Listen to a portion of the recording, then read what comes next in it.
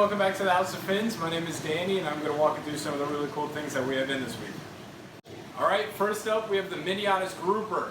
This is a great fish for your big monster fish only systems. He's going to max out at around a foot and a half.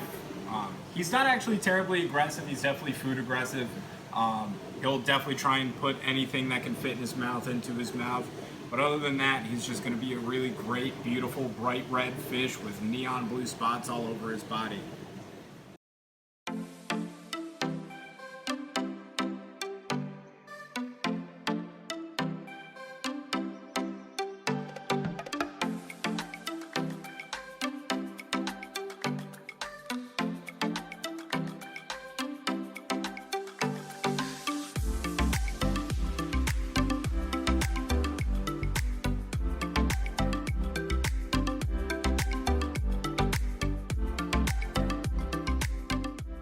Alright, next up we have the Pinnatus batfish. This is a really funky looking fish. These guys, this is its juvenile form. As they get older, they'll lose this beautiful black and neon orange body and they'll turn more into a silvery fish, but they'll get absolutely massive, around 18 inches. They're also very peaceful. I would rather see these guys in a fish-only system just because they do have a propensity to potentially go after your smaller inverts, although they are predominantly vegetarian. They are also fairly social, so once they're older, you could get them in groups. Just be aware that they will need an absolutely massive tank once they're fully grown.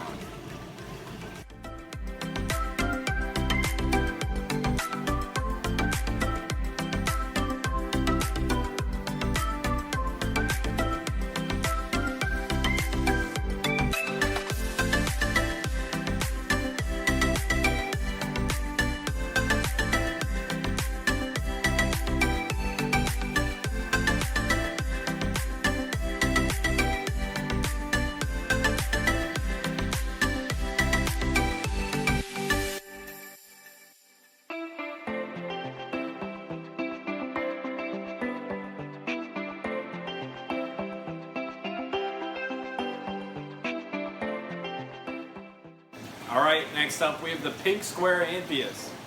This is a beautiful fish for your reef systems. You could either get one or you could get a pair.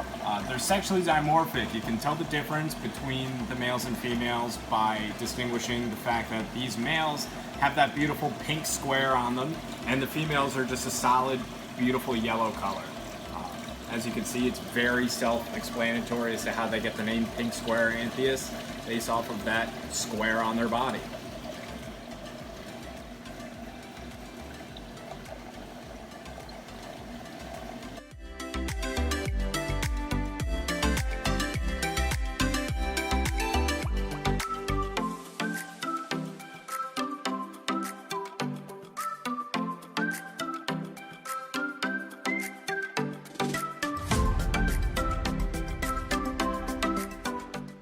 Last but most certainly not least, we have shark eggs.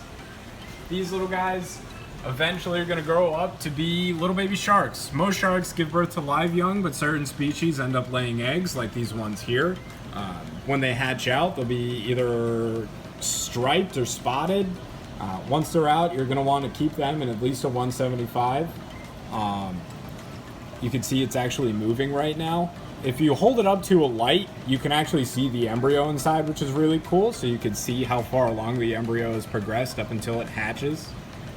And they're also referred to as mermaid's purses, which is pretty cute.